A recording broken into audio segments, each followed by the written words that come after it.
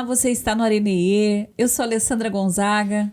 E eu sou o Marcelo do Carmo, que hoje eu vou entrevistar essa moça aqui, doutora em carreiras, né? E ela vai falar sobre carreiras. Carreiras, exatamente. A gente quis colocar assim no plural carreiras, porque nós vamos viver muitas durante a nossa vida, né, Má? E às vezes mais de uma simultaneamente. Com certeza.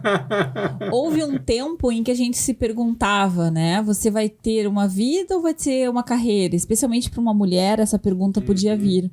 Com a ideia de que quando ela tivesse seus filhos, ela deixaria de ter uma carreira. Isso não faz tanto tempo assim. Sim. E a gente tem estudado aí como é que isso vem mudando. E a ideia hoje é a gente falar de uma carreira com inteligência emocional, com possibilidade de integrar esse indivíduo na vida pessoal, na vida profissional. A gente já está aceitando a ideia que a gente vai ter algumas transições de carreiras ao longo da vida. E não sei onde isso vai parar, né? Porque a nossa expectativa de vida também aumentou. Então, assim como tinha essa questão da mulher, chega uma hora ela tinha que escolher entre cuidar da família e trabalhar, aquele sonho de, um dia eu vou me aposentar, será que vai mesmo, né? Pois então, como fazer essas transições gerenciando expectativas, crenças, valores, emoções associadas é o que a gente pretende explorar nesse nosso podcast de hoje. Dá boas-vindas a você que está nos acompanhando pelas redes da Conexão IE, @ConexãoIE.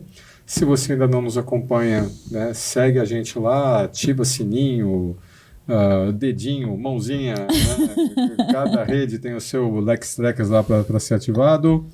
E para você também, né, da Rede Sul, que nos acompanha pelo HF55 ou pelo canal 11 da NET, né? Um bom programa para todos nós.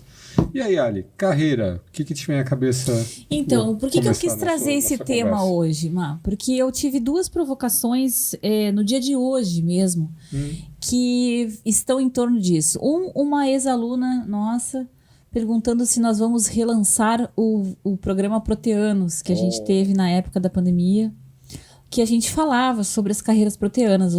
Nesse episódio nós vamos falar sobre isso, sobre os diferentes tipos de carreira. Então, a ideia... Tá, então eu só vou colocar isso, depois eu digo como é que eu vou dividir. A provocação foi as alunas, e a outra provocação? A outra provocação foi num programa de TV, que agora eu não vou me recordar qual, já perdi aqui na linha do tempo, que a gente tá sempre vendo tantas coisas, mas se não me engano é aquele carequinha que fazia programa na Band, que tinha não era SPC, como é que era o nome daquele programa que tinha no final de tarde, que ficava o careca e mais dois falando? Não lembro, me esqueci o nome dele.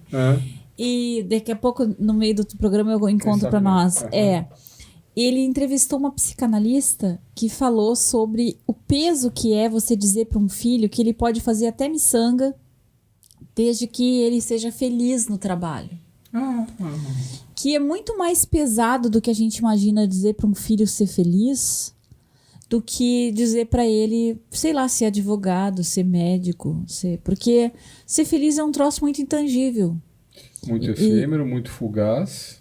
E você coloca um peso em cima de algo que ser feliz no trabalho depende de escolher uma carreira que te represente. Então, carreira vem antes, eu acho, do que essa ideia de felicidade. No sentido de que ela deveria já contemplar o teu sistema de valores, né? Então, eu fiquei em torno disso, de pessoas que estão cansadas de trabalhar. Teve mais um ainda que me provocou hoje, uma terceira coisa. Enviado pela filha. Como ela nunca nos escuta, não tem problema, né?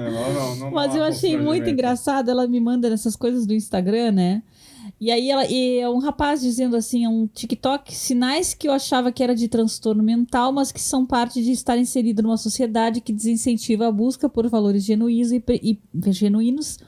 e preconiza a perseguição incessante de conquistas. Então, o primeiro sinal é estar sempre cansado. O segundo sinal é ter um alto nível de desmotivação e de falta de foco. E o terceiro sinal é de que tu nunca te acha bom o suficiente. Isso não tem nada a ver com transtorno mental, isso tem a ver com viver nos dias de hoje. Então, mais essa provocação, porque tem muitas pessoas que estão infelizes no seu trabalho, estão procurando uma transição de carreira, sem a menor ideia do que fazer. Então, acho que num primeiro bloco a gente exploraria conceito de carreira, de onde é que vem isso. Inclusive, falar um pouquinho do conceito da minha tese, da carreira caleidoscópica. Aproveitar que a gente está no tema do meu chão, né? Da minha tese de doutorado. Daí, num segundo bloco, a gente trazer um pouquinho de gerações, se isso ainda está valendo ou não. Né? Eu acho que tu tem comigo uma rica contribuição, porque nós somos da geração X. Tu quase um baby boomer. Quase um baby boomer. Mas não é. Nossa. Olha, há controvérsias, né? Porque além de eu ser da década de 60, diz que a gente sofre uma influência muito grande dos nossos pais. Isso. Então, como meus pais são definitivamente dessa geração, eu, filho único, com um convívio muito grande com eles, né? Um rapaz de apartamento em São Paulo, etc., eu sofri muito da influência cultural do baby boomer. Né? Então eu quero contar um pouquinho sobre isso. Eu sou X, eu sou X. E eu sou... Tem a tal do Xillennium também que inventaram, que é alguma coisa entre o X e o Y. Nossa Senhora. Que é o povo que nasceu ali nos anos 90, por ali. Aí vai virar... Bom. Aí vira uma confusão. Mas é que, pensa bem, 15 anos muda muita coisa o perfil, né? E agora a gente já tá com os Zs, não é nem mais com os Ys. Então a gente vai explicar um pouquinho desses conceitos de carreira no segundo bloco. Num terceiro bloco, eu pensei da gente trazer como é que isso está batendo nas empresas, por que as empresas estão trabalhando isso e como é que a gente está fazendo isso nesse momento. Temos, inclusive, uma formação em aberta pelo programa TEA, pela Mulheres TEA.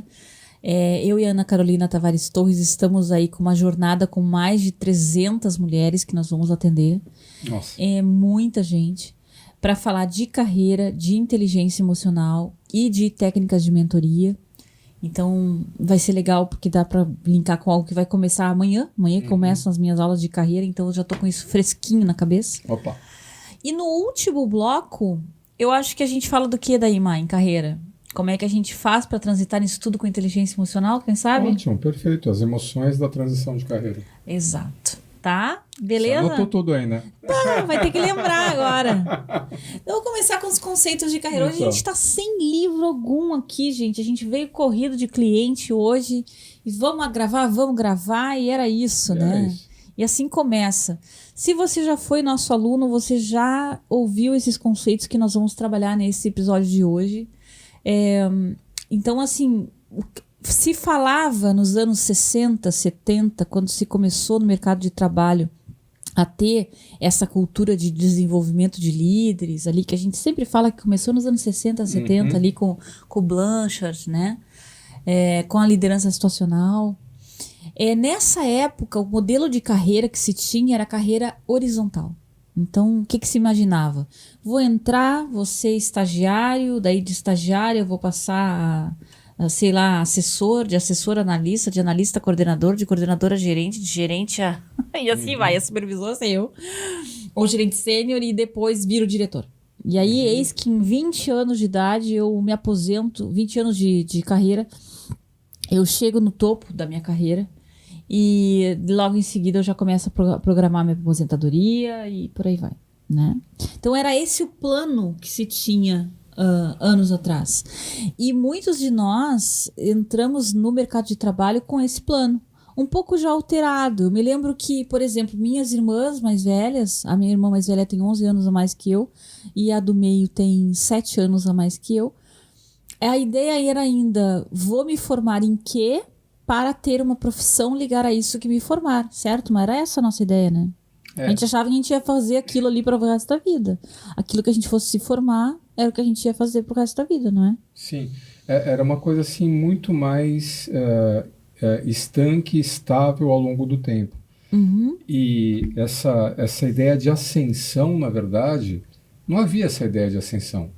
Se você iniciasse no mundo corporativo, se você fosse trabalhar numa empresa, geralmente você começava a trabalhar ali na base da empresa, na base da pirâmide.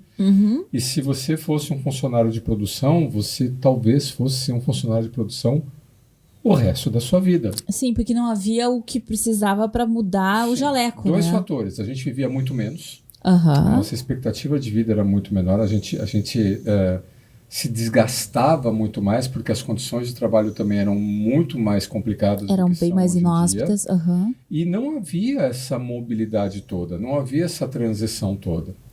O que começou a haver foi um aumento da complexidade das organizações e do mercado.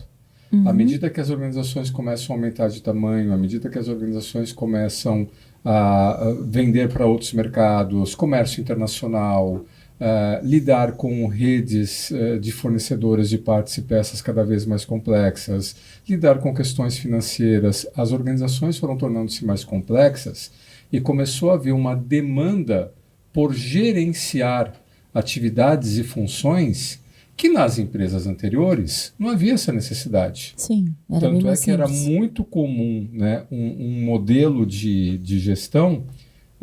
Eu que venho de empresa alemã, havia uma tríade. Era um camarada que cuidava da produção do que Sim. precisava ser produzido, era um camarada que cuidava da venda do que precisava ser vendido, e era um camarada que cuidava da administração, cuidava do dinheiro, das A pessoas, popular das Santíssima contas a pagar. Trindade, que a gente É o chamava. administrativo, o operacional, né, da operação, né, não operacional, nível operacional, mas o que cuida da operação e o que cuida das vendas. 3 funções de direção eram suficientes para você tocar qualquer negócio. Verdade. E a gente teve experiências. Inclusive o próprio RH era só um DP acoplado ao ADM. Ao ADM, né, que era o RH era uma pagadoria. Isso. Era mais uma conta a pagar, né? Só que agora a conta a pagar é para o meu próprio funcionário. Tanto é que o departamento pessoal era uma pagadoria. E pronto, acabou. Era isso que acontecia. Cadê meu salário? Cadê meu envelope de pagamento? E era isso, acabou. Né? Estamos aí nos anos 70, 80, é isso aí. Não, a gente tá aí nos anos 50, né? Ainda Talvez. Ainda está aí. Aí, nesses anos, né, 60, no pós-guerra, né, começou a haver o aumento da complexidade das organizações, do mercado, um aumento da demanda da população, novas necessidades foram aparecendo, tecnologia, as organizações ficaram mais complexas. Começou a haver necessidade de gerenciar mais funções. Não sei se você lembra, quando a gente começou numa grande empresa aqui no Sul, com consultoria, os caras tinham 28 diretores. Nossa, eu não lembrava que eram tantos. 28 diretores, 28 processos administrativos a serem gerenciados. Então, dos 3... E eram verticais, né? Porque todos eles acabavam... E vertical, e horizontal, e horizontal. várias unidades, Sistema matricial etc. mesmo. Então, pense aqui, para a gente sair desse modelo de 3 pessoas comandando uma organização para uma necessidade de... Talvez 28 seja um exagero. Too much, Poucas muita organizações coisa. sejam tão complexas assim. Mas você partir para uma necessidade de 10, 12, 15 funções a serem gerenciadas, o meu problema é, onde é que eu ia achar essas pessoas? Claro. Onde é que eu ia achar esse povo? Porque não tinha essa pessoa no mercado. Não tinha pronta uma pessoa no mercado. Vem cá, vou contratar um especialista em marketing. Cadê? Não tem. E aí teve, agora sim, anos 80 já, um boom Anos de 60, pós-graduação. E Isso. primeiro foi a tentativa de formar na própria empresa, né? Que é aí que começou a carreira. Aí que começou a carreira. Porque aí, como não tem o MBA para fazer, não tem a faculdade para fazer. Estamos aqui vivos hoje contando essa história, mas eu sou da geração que quando você era criança, o que você ia fazer? Engenharia, direito ou medicina? Era o que tinha. Né? Para ser alguém na vida era isso. Eram essas as formações. Né? Não tinha assim uma formação em marketing, uma formação em logística, uma formação em finanças. Não havia isso. Né? Enquanto essas formações não apareciam, quem é que desenvolvia isso? Dentro da empresa. Então eu precisava, dentro do meu material de recursos humanos ali, encontrar algumas pessoas com aptidões ou traços voltados a essas funções e eu precisava desenvolver essa pessoa. Essa pessoa ela deixava de ter uma atividade operacional horizontal, como você falou, e ela precisava começar a olhar para o negócio, ela precisava começar a gerenciar coisas que são necessárias serem gerenciadas porque as organizações começaram a ser complexas. Então começou a haver a necessidade dentro da organização de eu encontrar pessoas que iriam, aos poucos, sair desse manejo das questões operacionais e começar a olhar o negócio do ponto de vista tático e depois do ponto de vista estratégico. Aí é a origem dessas carreiras. E começou no on the job, né? Começou, né, essa tríade tentando desenvolver aos trancos e barrancos, tentando ver como é que a gente faz, muita coisa criando, as universidades identificando as necessidades, muita consultoria, né? Foi quando começaram a surgir as grandes consultorias, né, que estão aí até hoje, e essas carreiras funcionais, elas começaram a aparecer pelo aumento da complexidade das operações. Tá, mas aí vamos puxar agora. Tá, aí hoje a gente já... Não, espera aí que eu quero fazer a transição para os novos modelos de carreira. Porque daí quando eu estudei lá na tese, o que a gente foi vendo? A partir dos anos 90, não se dava mais conta de apenas esse modelo, de eu vou tentar desenvolver na minha empresa ou eu vou ir ganhando cargos cada vez mais complexos, tanto para tomada de decisão, como para a complexidade do próprio trabalho, da natureza do trabalho em si. Com isso, a gente não quer dizer que não continue acontecendo as transições em liderança e que não continue existindo uma carreira horizontal ou vertical.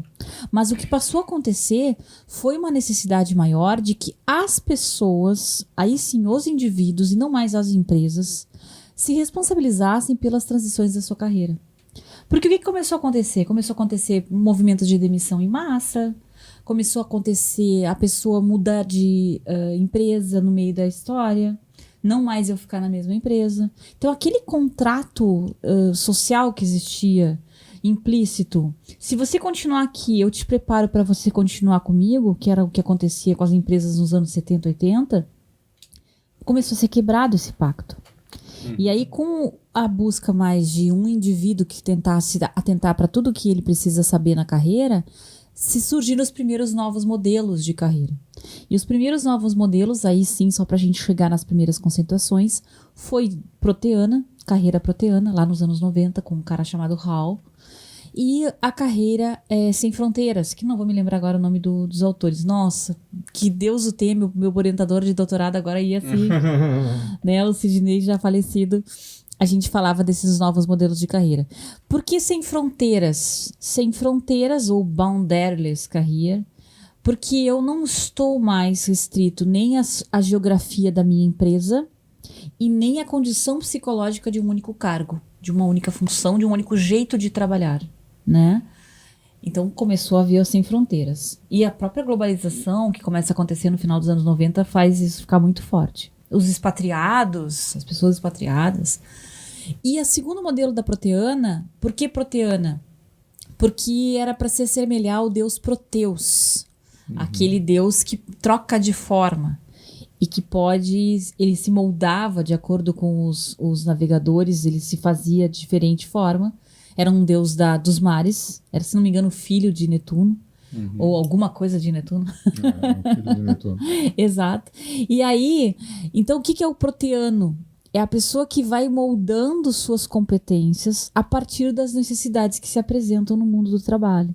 Das necessidades e oportunidades, porque houve uma mudança do ambiente institucional.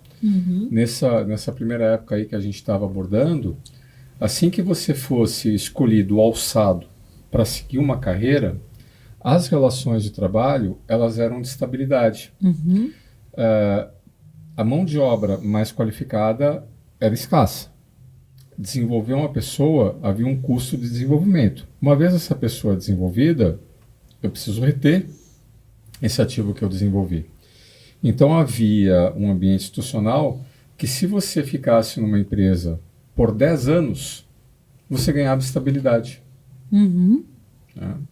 Então, trabalhei 10 anos, comecei uma carreira, estou tranquilo. Não sabia disso. Eu vou ser para o resto da vida, né? Tá aqui, minha carreira está traçada.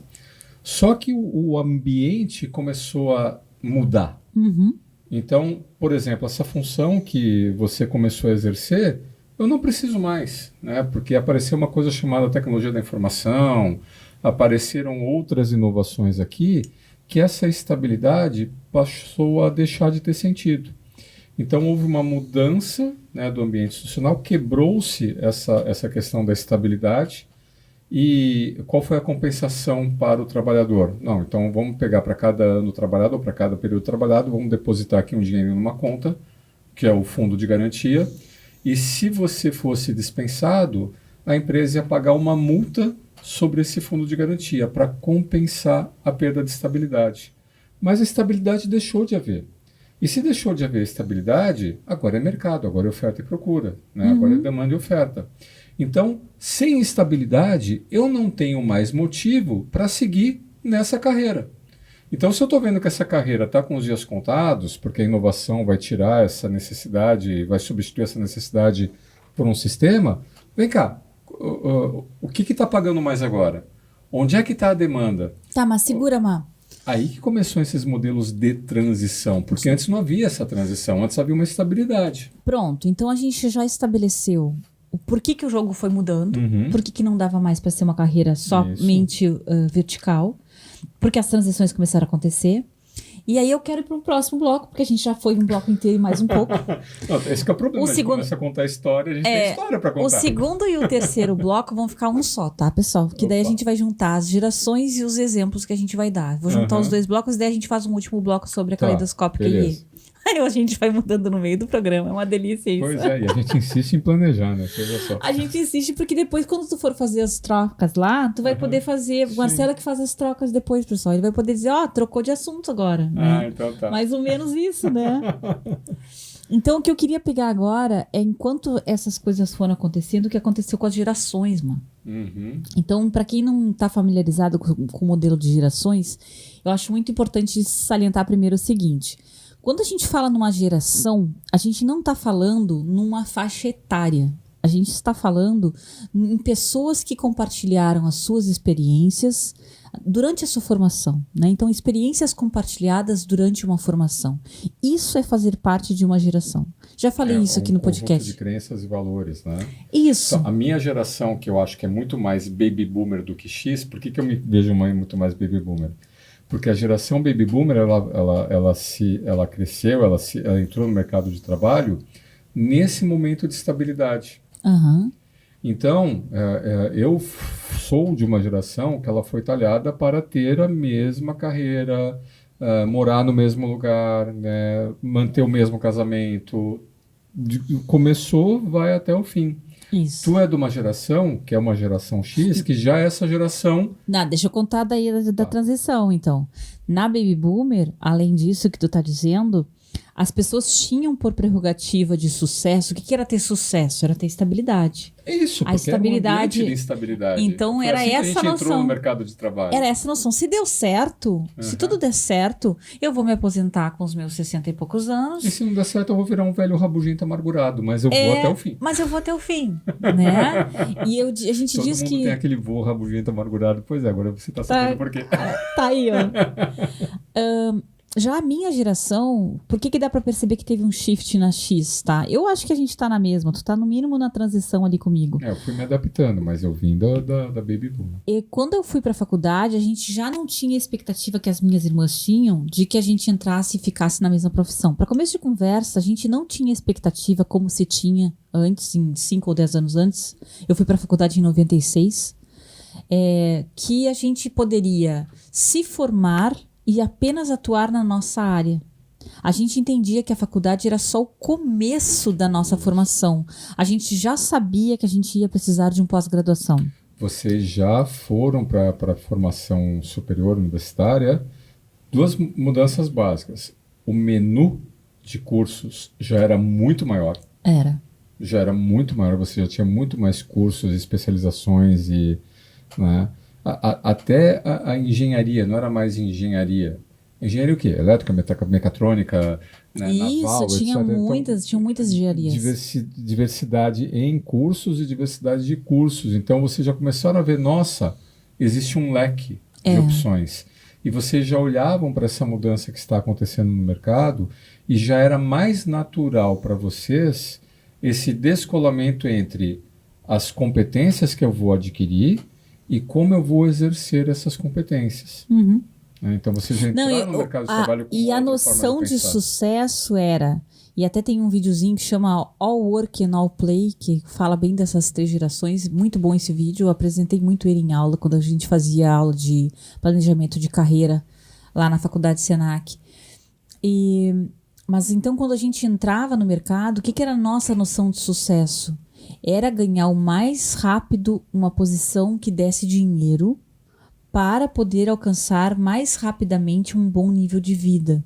Então a gente não estava tão disposto como a geração Baby Boomer de ficar anos numa posição até ser promovido. Tanto é que vocês eram chamados de uma forma jocosa de social climbers. Né? Isso, então, eram os caras que queriam subir rápido na carreira. Então, como é que eu subo rápido na Mas carreira? veja, a gente não queria subir a qualquer custo. A gente sabia que a gente ia ter que se especializar.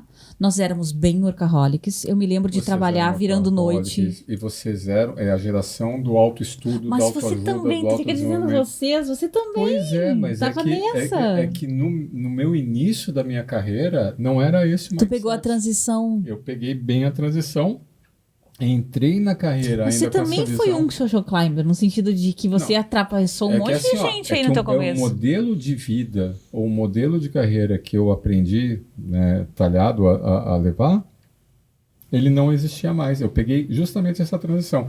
A primeira empresa que eu trabalhei era comum, né, o pessoal falar, não, isso aqui é como se fosse uma empresa pública, porque a ideia era o camarada começar e se aposentar na mesma empresa. Aliás, esse era o normal. Tá, mas peraí, Essa era a deixa eu regra. tô colocando você na reta, que já tá na parte já tá na parte pessoal.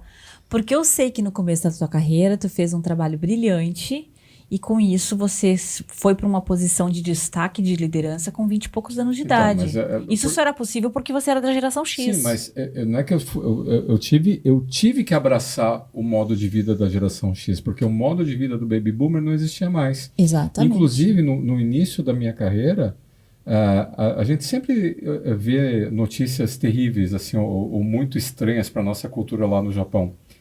Estava começando a chegar aqui no Brasil notícias de suicídio de executivos japoneses que começavam a ser dispensados em movimento de downsize das grandes corporações japonesas.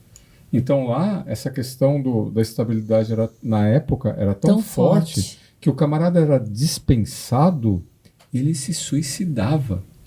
E aí as empresas começaram a ter todo um cuidado com o tal outplacement. Tá? Então, como é que eu faço essa dispensa desse camarada? E principalmente do camarada que ele está próximo ao fim da carreira profissional dele. Eu lembro na época, já consultor, de trabalhar para empresas automotivas ali em São Bernardo do Campo, e eles tinham um problema que o camarada, ele se aposentava, né? Mas ele vivia tanto a realidade dele que ele ia na empresa para tomar um cafezinho com os colegas, daqui esse boleto que eu vou no banco pagar para você. Daqui que eu te ajudo, vem cá, o cara já está... É porque a noção de valor... Eles tinham uma associação de funcionários, né, que geralmente as empresas têm, e a associação de funcionários ficava dentro dos portões da empresa, por questão de segurança. Então o camarada, ele entrava, né, nos portões da empresa para acessar a associação de funcionários, mas ele não ia associação de funcionários, ele ia no setor dele. Tiveram que botar para fora e impedir a entrada das pessoas na empresa, porque isso estava sendo uma coisa que estava sendo difícil mas ou de gerenciar. seja, por que isso acontece? Agora puxando a parte psicológica. Vamos lá. Porque a pessoa tinha uma noção de valor totalmente associada àquela identidade social ao qual ela pertencia. Então é o tal do vestir a camiseta. O que era vestir a camiseta? Era você se sentir não apenas parte de uma empresa. A empresa era você. Você colocava no mundo o teu valor a partir do que tu fazia. A forma como você se apresentava para as pessoas nos momentos sociais era: o que tu faz da vida? Essa era a pergunta. O que tu faz da vida era teu trabalho. E até eu decidia se valia a pena seguir conversando contigo conforme o seu status profissional. Conforme o status. Então havia todo... E aqui a gente está falando até a virada do milênio. Então quando começam os milênios, que seria a geração Y, o que começa a acontecer no mercado de trabalho? Quando chegam os milênios, que eles nasceram a partir dos anos 80 e poucos, por ali, porque tem gente que diz que é chilênio, porque 80 e poucos é muito cedo ainda, né? Mas a partir dos anos 90 ali, quando tu começa a ir para o mercado de trabalho e você já tem a internet, que era nos primeiros 2000 e alguma coisa, tu chegava no mercado como jovem e já tinha internet, isso foi mudando muita coisa. Isso foi mudando a forma de se comunicar, Aí começou a ter o status de ter um celular ou não. Os primeiros Blackberries, né? E aí a tal da pressa em ascender a posição de liderança, que já era maior dos baby boomers para os X, quando chegaram os Ys, eles chegaram pedindo a janela. E mais, eles não faziam distinção de idade ou de posição para se posicionar. E começou a escandalizar a galera, né? Então os novos chegando, opinando para tudo que era ponto. Porque para os Ys, o modelo de sucesso de carreira é eu quero gostar do que eu faço. É aí que começou as frases do what you love, love what you do. Que... Isso para as pessoas que conseguiam entrar em alguma organização. Isso. Porque um fenômeno que começou a acontecer aqui no Brasil e no mundo inteiro foi o se vira nos 30. Né? Porque não havia mais lugar para todo mundo nas organizações. Então, aqui no Brasil, a gente começou a incentivar o empreendedorismo. Começou a ver todo um movimento do microempreendedor, do microempreendedor eu lembro individual. disso. Lá para 2004, tu me comprou um livro de empreendedorismo, Sebrae, não foi, Má? Porque Te lembra disso? Era uma forma de você falar, olha, esquece emprego em organização, A gente tava esquece nessa. emprego em carreira e você vai ter que se virar sozinho. No Brasil, em função da nossa condição cultural, da nossa condição de qualificação, começou esse movimento empreendedor. Em outros países com mais... onde os jovens, né, entravam no mercado de trabalho e eles tinham mais competência, começou a haver esses ambientes de startups. Incentivar-se as startups.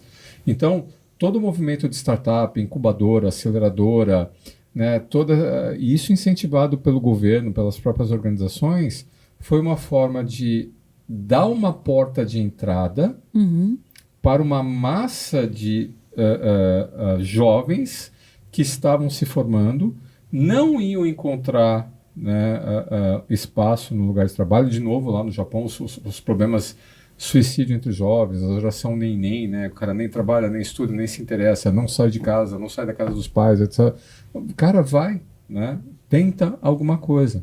E as organizações meio que incentivando isso, porque era uma forma de eu fazer um processo de seleção dos melhores talentos sem ter o ônus de ter que desenvolver aquele pessoal. Aquele pessoal se desenvolvia por si só em aceleradoras, em incubadoras, tá aqui um cara, traz para cá. Né? E enquanto isso, os caras estão, né, se ocupando e o que começa a acontecer como startups. A partir de 2008, 2000, por ali, quando dá a crise de 2008, as pessoas percebem que a internet não era aquilo que se imaginava que ia ser, porque se achava que todo mundo ia ganhar muito dinheiro com a internet, lembra? A gente achava que todo mundo ia ficar rico com a internet. A internet facilitou a porta de entrada desses empreendedores startupeiros. Isso aí. E o que começou a acontecer, e para mim aqui já dá para fazer um paralelo com a caleidoscópica, em 2003 teve um artigo no New York Times. Se não me engano, a autora é Belkin. Se estiver atrasado, depois vai ter que procurar lá na minha tese o nome dessa autora. Eita! Mas ela fez uma matéria sobre as pessoas que estariam caindo fora, né? Os que estariam saindo da carreira tradicional. O opt-out lá. O opting out, exatamente. Então, se você botar opting out, bota 2003 por ali, foi o primeiro artigo... Tô fora. E as pessoas que faziam o opting out, muito antes da pandemia, tá? Porque depois a gente teve o opting out da pandemia. Só acelerou a pandemia. Mas o opting out do início do nosso milênio, ele foi por conta da assim, eu quero ter uma vida pessoal de qualidade. Porque o que já era o legado da geração X? A gente se matava de trabalhar e não conhecia os próprios filhos. As mulheres, eu pensando agora, né? Os homens, então, nem se fala. Não conhecia nem a esposa. Ia se aposentar. Quem é você? 25 anos manda essa casa aqui, né? Então, não se conheciam as pessoas, porque elas viviam mergulhadas no mundo do trabalho. E quando chegou em 2003, ali naquela transição pós-milênio, que a gente finalmente viu que o bug do milênio não ia nos acabar com o mundo, as pessoas começaram a querer, e geralmente era uma classe social elevada. Então, mulheres, especialmente esse fenômeno que foi mapeado por essa autora do New York Times, mulheres formadas nas melhores universidades americanas, que chegavam na idade de ter filhos e pensavam, eu não quero ter que me submeter a isso. A uma vida de competição e tudo mais. Então, quando começa o modelo de carreira caleidoscópica, por que caleidoscópica? Daí sim as autoras Mainiero e Sullivan se apropriam desse nome opting out e entendem por que isso acontece. E descobrem que isso acontece porque por volta do segundo decênio de carreira, ou seja, a partir de na segunda década em que você está trabalhando, cai uma ficha, especialmente se você é mulher, que você quer mais tempo para a tua vida pessoal. Seja por conta dos filhos, seja por conta do teu companheiro, da tua companheira. Tu quer ter mais tempo para ti. Tu quer ter mais tempo para equilibrar a tua vida pessoal. E que esse é um drive que não é que os homens não tenham, mas que esse parâmetro vai aparecer nos homens muito mais tarde do que nas mulheres. Geralmente no final de carreira, os homens vão querer, eu quero mais tempo para mim. Quero mais tempo para minha vida atual, pessoal. Como tu falou, cada vez mais cedo. O cara já quer saber de ser feliz. Isso. E isso, onde é que vem essa transição? Nossa, eu fui aquela criança que todo mundo... Ai, que lindo, seu filho! E aí chegava para a criança e o que perguntava... E o que você vai ser quando crescer? Que bonitinho. Então, era a pergunta, né? O padrão, né? Duas pessoas se encontram, será que vai chover? Para a criança se pergunta, e o que você vai ser quando crescer? Então, a vida inteira você era perguntado o que você ia ser quando crescer. Mas tinha uma mentalidade, e nossos pais faziam isso, transferiam essa mentalidade para nós, que se você estudasse, se você fizesse uma faculdade, você ia conseguir um bom emprego, e você ia se dar bem na vida. Né? Você ia trabalhar, ralar, mas você, né, ia, no fim do arco-íris, ia ter o pote de ouro. E a gente foi para o mercado acreditando nisso. A gente estudou, a gente fez a faculdade, a gente ralou, a gente fez a seleção. Só que a gente começou a ver que, vem cá, no fim do arco-íris não tem um pote de ouro. Cadê o potinho? E aí, será que essa viagem vale a pena? Então, assim. Ou pior, chegava no pote lindo, já estava estropiado, sem saúde, sem nada. O que começou a acontecer na época que a Sullivan e a Mainaro fizeram esse trabalho delas, é que essa consciência de que não havia o pote de ouro no final do arco-íris começou a fazer parte do inconsciente coletivo. A gente se ligou para isso. Não, peraí, a vida é agora. O modelo dos nossos pais não é mais válido. Isso aí. E aí eu estou questionando, o que eu estou fazendo aqui? Para que eu estou fazendo isso? E aí começa essa necessidade de, deixa eu cuidar da minha vida agora, porque não sei como é que vai ser. O que será amanhã, responda quem puder. Nem tudo vale a pena, será que vale a pena? Até chegar a um limite na geração que são filhos dessa geração, que já começou a fazer esses questionamentos, que já está no limite oposto, né? Uma sensação de que, vem cá, nada vale a pena. Então eu quero ser feliz agora, desde já. Não, e aí é que a gente chega nesse paradoxo que a gente começou o programa falando, de que ser feliz se tornou uma coisa muito pesada. Então, tu ter que te comprometer a ser feliz não é mais um enjoy the ride, não é aproveita e faz o teu caminho, na jornada seja feliz. E como as pessoas não sabem o que significa isso, elas foi-se a disciplina, foi-se a noção de uma dedicação para uma conquista. Pronto, aí a gente está chegando na geração agora. X, vamos lá. Aliás, desculpa, a Z. A Z, que é o que está acontecendo. A gente está chegando na geração Z. Na geração Z, o que vai acontecer? A gente vai ter esse troço aqui, dominando as vidas humanas. Esse troço, para quem não está vendo, é um celular que a Alessandra é um celular, que eu estou balançando na mão, porque isso aqui está dominando as nossas vidas. E as crianças estão com 5, 6 anos de idade, elas ganham um negócio desse. E aí elas não interagem mais com ninguém. Elas não aprendem a interação. Então só Deus sabe o que vai ser a próxima geração, a depois da Z. Porque na Z eles já cresceram com as redes sociais, mais do que a internet. Porque os Y chegaram no mercado de trabalho e tinha internet, beleza. Atrapalhou? Atrapalhou. Com esse monte de mídia que a gente tem para se comunicar, é 500 mil coisas para se fazer nas empresas. Muito WhatsApp, muito arquivo na nuvem, muita tentativa de viver com os arquivos todo guardado em algum lugar que a gente não sabe onde é. e podendo trabalhar em qualquer lugar, o que foi um mito também de, que maravilha, posso trabalhar em qualquer lugar.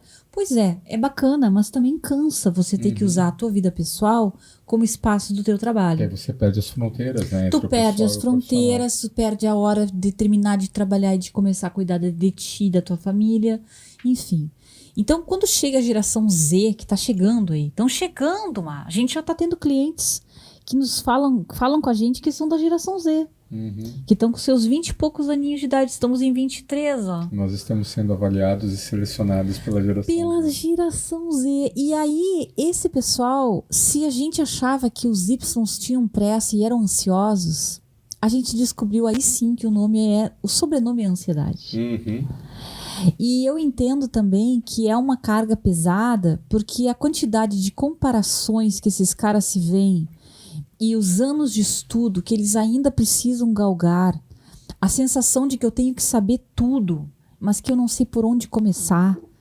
Porque a verdade é que se eu for na internet, eu vou ter gurus de autoajuda me dizendo conselhos para todos os lados. Uma insegurança muito grande, né? Imagina uma geração que foi até a universidade com apoio da internet. Onde ela conseguia todas as soluções. Então, tinha até aqueles memes, né? Não preciso de ninguém, eu já tenho o Google aqui, hoje eu tenho o chat GTP. Google foi o guru da geração Y. Na geração Z, vai ser chat GPT em diante para sei lá então, o que vai ser. Esses caras eles já têm todas as respostas, mas eles não têm a experiência e análise crítica para julgar as respostas que a rede está dando para eles. E não tem a segurança de falar, não sei, me conta. É uma geração que tem uma ansiedade muito grande e uma necessidade de ter a percepção de que sabe tudo. Pois é, tu sabe que aqui a gente tem um ponto bacana para comentar. Eu estava assistindo a Netflix do Chris Rock, né? Chris Rock, aquele... O que tomou o bufete do Will Smith no Oscar. Pronto. Se você não acompanhava o Arenê e pegou agora, disse, nossa, eles estão quebrando o padrão, né? Então, muito bem. Esse que tomou o bufete do Will Smith. E muito bom o especial dele, gostei, tá? Achei diferente a voz dele, achei a voz dele mais esganiçada. A gente se acostuma, né, com o padrão daquele artista. Então, o Chris Rock também tá mais velho, dá pra perceber isso. Nada contra tá mais velho, até acho bom. Mas achei diferente o show dele. Só que lá pelas tantas, ele comenta sobre isso, sobre o fato de que a gente tá numa época, ele fala mais das filhas dele, né? E de que elas são privilegiadas e tal, né? E dessa ansiedade absurda, dessa comparação. E o que ele fala é que a gente tá com uma necessidade no nosso tempo. O que tu tá rindo, lá? Que você está achando o Chris Rock diferente, o nome disso é divórcio. É mesmo, eu não sabia. Olha, nós fazendo Fuxico, revista Fuxico. Atenção! Então ele estava contando que a maior necessidade do nosso tempo, e aí sim voltamos para... Agora sim esquecemos gerações e pensamos que todos estamos mergulhados na cultura do nosso tempo, nossos zeitgeist, né? Então, todos nós queremos a atenção, e essa atenção é com letra maiúscula. E eu acho que uma relação que eu fiz assim, que foi interessante, que na minha carreira, quando a gente estava trabalhando com consultoria de empresas, começou lá pelos 2006, 2007, por ali, quando a gente... Não sei se foi durante... Não sei se eu já tinha ido para Málaga fazer para minha dissertação de mestrado, que lá ali a gente começou a criar a Conexão IE. Mas foi ali naquele entrever, antes de criar a Conexão IE. E eu me lembro que eu saí de um hotel, foi eu acho que no Mãe de Deus, aqui em Porto Alegre, a gente tinha feito um treinamento, ainda era sobre o PNQ, o Prêmio Nacional da Qualidade, que nessa época a gente falava com as empresas. E eu terminei o treinamento e eu vi uma pessoa saindo de uma das salas de treinamento com uma malinha pequenininha, cheia de apostila. Arrumando as apostilas dentro daquela mala, e eu pensei, meu Deus do céu, é isso que eu quero fazer quando eu crescer. Eu quero ser professora de treinamento corporativo. Porque não existia isso naquela época, uma empresa que oferecesse treinamento corporativo dentro de uma área de inteligência emocional. Não existia, né, Má? Não. Não existia, a gente inventou esse troço aqui no Sul. Nós e o Senex, nosso grande patrocinador. Nosso grande patrocinador, já vamos botar eles aqui. Não tinha isso. E eu olhei para aquilo e achei fantástico. E hoje, se você for agora pro seu TikTok, pro seu Instagram, pro seu LinkedIn, você vai achar 500 empresas de treinamento na área comportamental. Todo mundo está treinando alguma coisa, ensinando sobre alguma coisa. E aí eu fico me sentindo meio vendida, vou estar dividindo isso aqui com os telespectadores e com os ouvintes, porque, poxa, a gente entrou nesse troço há muito tempo. Uhum. Na época em que a gente tinha que desenhar as aulas, em que a gente tinha que saber quais eram as teorias de base, criar as dinâmicas, conduzir a facilitação dos executivos, trazer os cases das empresas. E a galera agora monta uma aula, só Deus sabe da onde, e abre uma câmera e começa a ensinar sem ter um diploma, sem ter uma qualificação, sem saber de onde é a fonte. Isso não te deixa com nervoso, mano? Mas isso é uma bola cantada, é que quando a gente falava de capital intelectual lá nos final dos anos 90 e início dos 2000, a gente achava isso chique, né?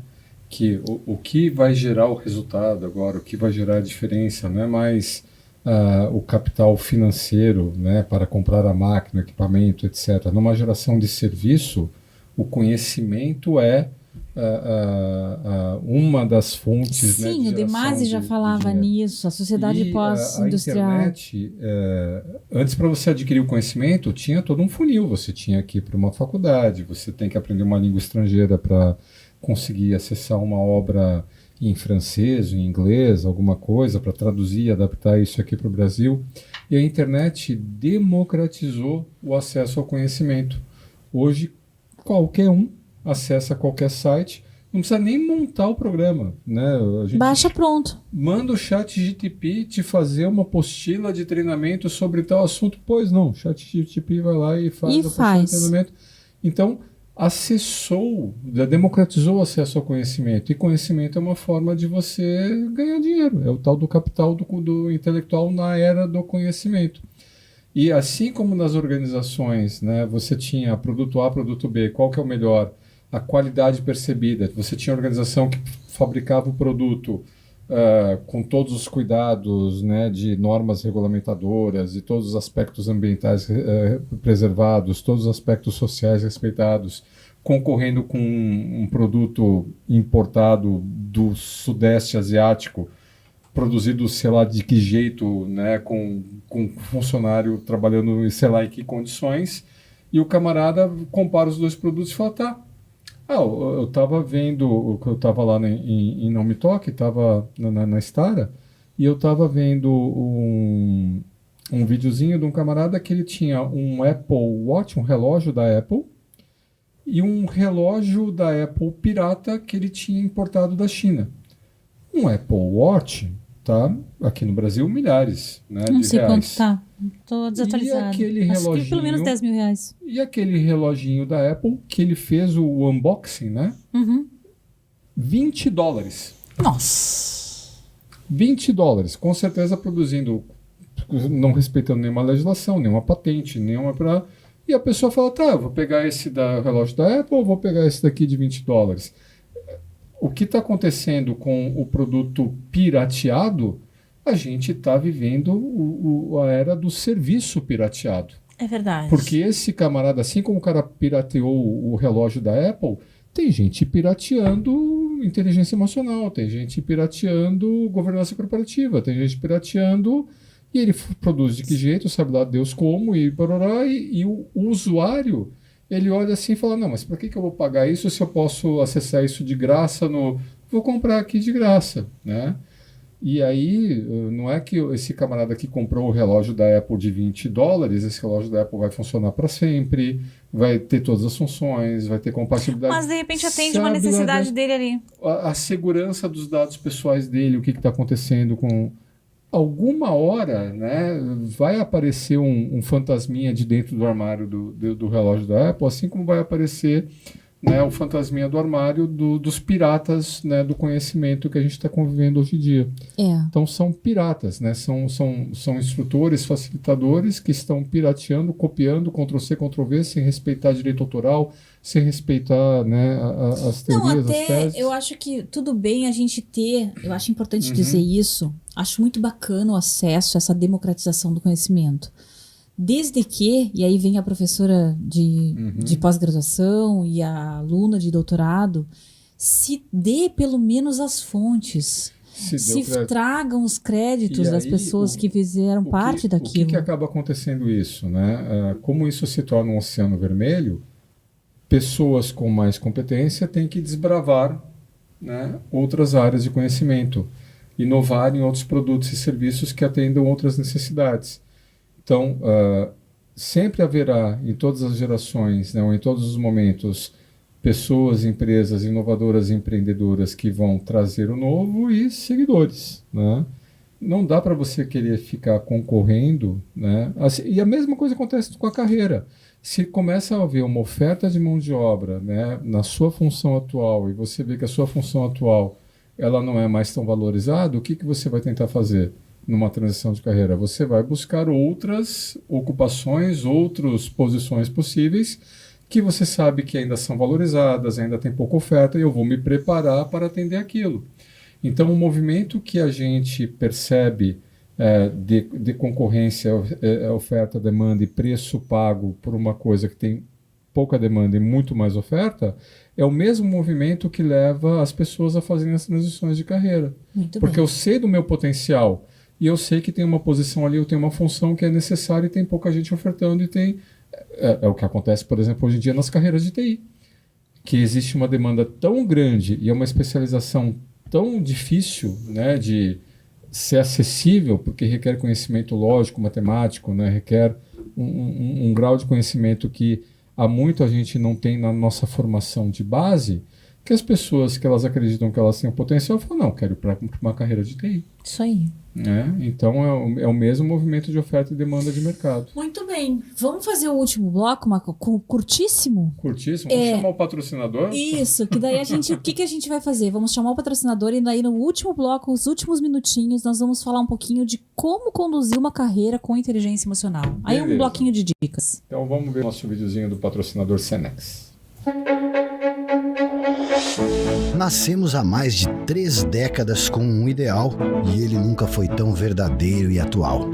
Aprender a aprender, desaprender e reaprender com excelência. Nossa excelência é sobre despertar e viver máximos potenciais. O comportamento está sempre no centro de tudo que foi feito ou deixado de fazer. Resultados são consequências disso. Ser constante, assumir protagonismo e se manter relevante. E o sentimento é que estamos sempre só começando. Muito bem, obrigada para o Senex aí, para a Consulpaz também, nossos amigos da Consulpaz. Vai sair esse mês aí na revista da Consulpaz um artigo nosso, né, Má? Opa! Vai sair sobre o coaching, a gente fez lá, eu fiz. Muito bem, dicas agora. Estamos nos minutos finais. Ali, o que a gente faz, para que lado a gente anda? A gente está entrando no mercado de trabalho, a gente está em uma transição de carreira. Como é que a gente coloca inteligência emocional nisso? E aí, Má? Tô perguntando para mim e para ti. Tá, eu começo, né, com a necessidade de a gente fazer uma autopercepção. Isso, eu começaria por aí. O que a gente falou aqui é que a forma com que eu penso, que eu acredito, as crenças sobre carreira e mundo do trabalho que eu herdei dos meus pais, né, que eu escuto falar dos meus colegas ou que eu percebo na internet, se seja você, qual seja a geração, né, porque tem as gerações que ouviram dos pais, tem as gerações que ouvem na internet. Então, a primeira coisa, né, uma noção de você fazer uma avaliação do que você acredita e comparar suas crenças com o que você está vendo no mercado de trabalho, que precisa de uma postura analítica e crítica.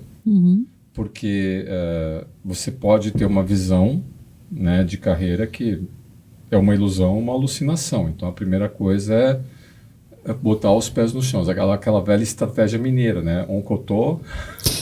Doncovi, oncotô, procovô. Doncovi são as ideias, são as crenças, né, que eu herdei.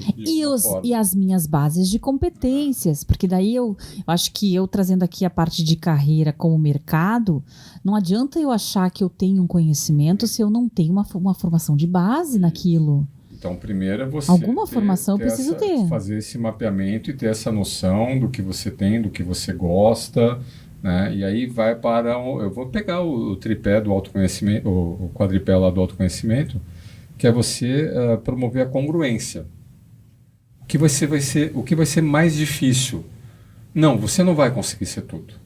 Você não vai conseguir, né, ser especialista disso, mais o médico, mais o engenheiro, mais o administrador, não. Você vai ter que escolher.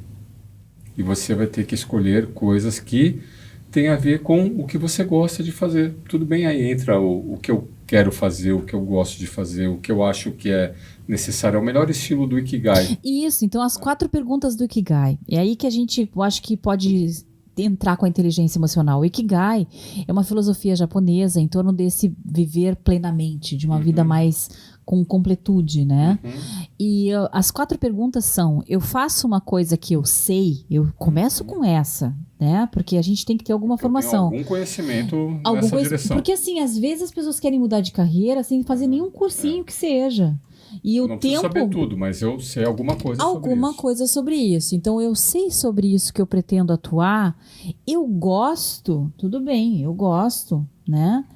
Isso é um conhecimento que a sociedade está precisando, que existe, de fato, um ganho na sociedade para isso. Há uma necessidade que vai ser atendida. E, por último, eu estou recebendo por isso ou eu estou fazendo uma coisa... De me sustentar com isso sai uma grana para mim? Então, se eu conseguir dizer sim para todas essas possibilidades, eu estou dentro de uma zona de carreira ótima. Você vai filtrar, né? É para cá que eu vou. Pode ser que eu não esteja lá ainda, mas pelo menos eu consegui um norte. Isso. E aí você vai, a partir desse norte que você fez, que eu acho que é a coisa mais difícil hoje em dia, escolher, né, um norte.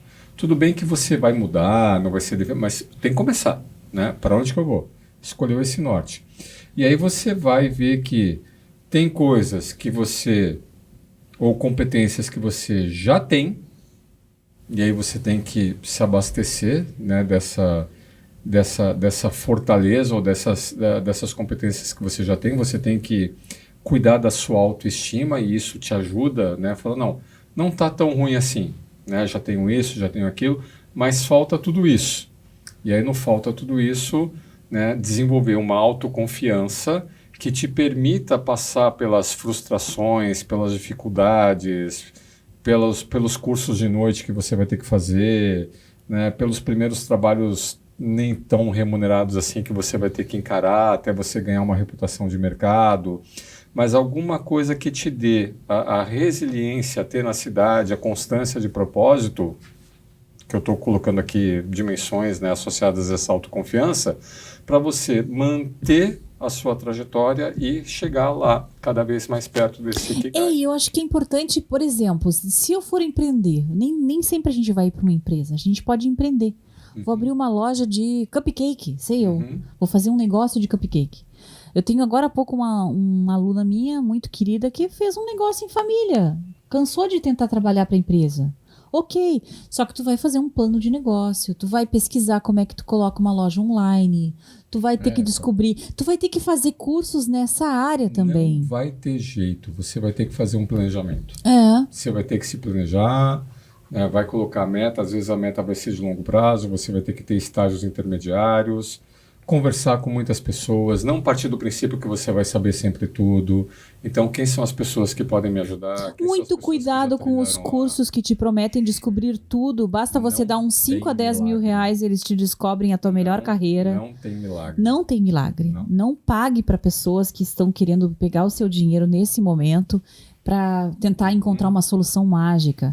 A carreira se constrói, né, mano? Inclusive, os nossos professores lá do Texas falaram que essa saída mágica, né, que vai dar certo, as simpatias e sei lá, as tantas saídas... Hoje em dia é o curso online, é o super curso. Que a gente tem isso. É. A pessoa que ela se deixa seduzir pelo pensamento mágico é uma pessoa que não tem inteligência emocional.